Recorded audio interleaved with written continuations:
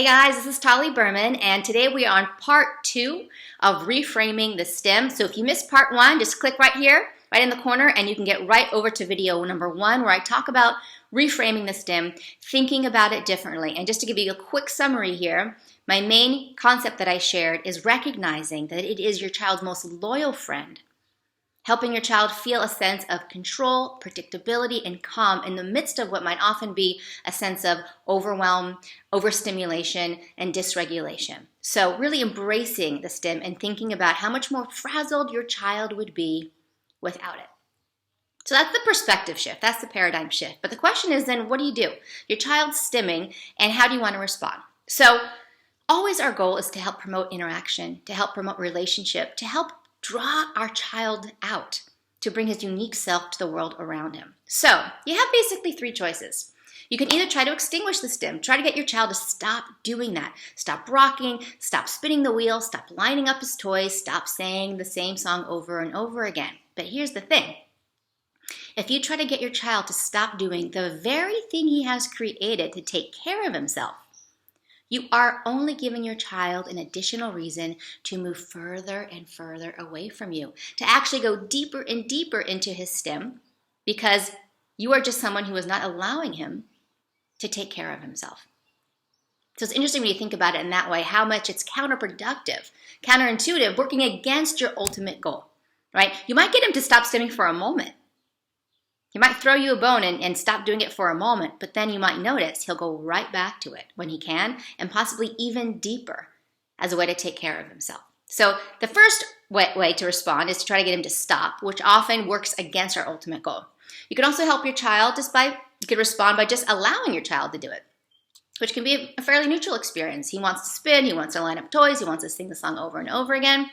Give him the space, give him the time he needs to take care of himself, and express, through allowing him to do that, how much you honor that need, right? And how grateful you are that he's come up with a way to take care of himself, a way that we couldn't possibly think of for himself. Now, the third way that you could respond is by participating in his Stim. And this is what can turn the Stim from enemy to opportunity, to an opportunity of social growth. So here's what I mean.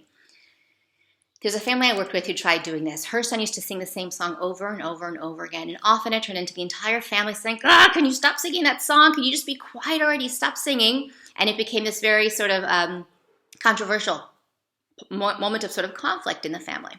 Well, they decided to participate in the Stim. And what happened was he started singing a song, and they started singing with him. And he looked up like, oh my God, this has never happened before. Someone's actually participating in what I enjoy doing. And what ended up happening was it turned into this whole thing where the family was singing and dancing together. And the kid was having a blast. He was smiling at them. And actually, later on that very same day, he looked right in their eyes and sang that song again. So what happened was he actually was initiating social interaction. Right? Whereas before, they saw it as the enemy, and they tried to stop it, try to extinguish it, and it turned into conflict and tension.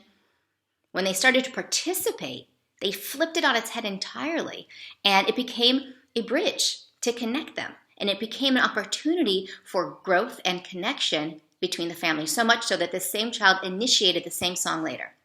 So, by participating in your child's Stim, you convey, I get that you need to do this. I get that you're trying to take care of yourself. And I'm going to do it with you. And then just watch and see what kind of interaction, connection does that create between you and your child, between your child and other people. Now, the other thing I just want to suggest just before we go here is that that's a way to respond when your child's stimming. But what you can think about is, instead of how can I reduce my child's Stim, you can think about how can I reduce my child's need to Stim. Don't just look at the symptom, look at the cause. He's stimming for a reason, to take care of himself, to create calm. So if you see that your child is stimming and you want to help reduce your child's Stim, think about reducing your child's need to Stim. What are the places, the environments, the people where his Stims increase, where he does it sort of with more fervor, with more intensity, with more frequency? And that can give information to you about where is the system more stressed? Where does he need those tools more than ever? And then adapting that. Right? Maybe not taking him to those places. Maybe taking him to those places, those markets, those playgrounds on the off hours when it's quieter, when the stress is lower. So use the Stim, this is just an extra bonus point, as a basis of information for you.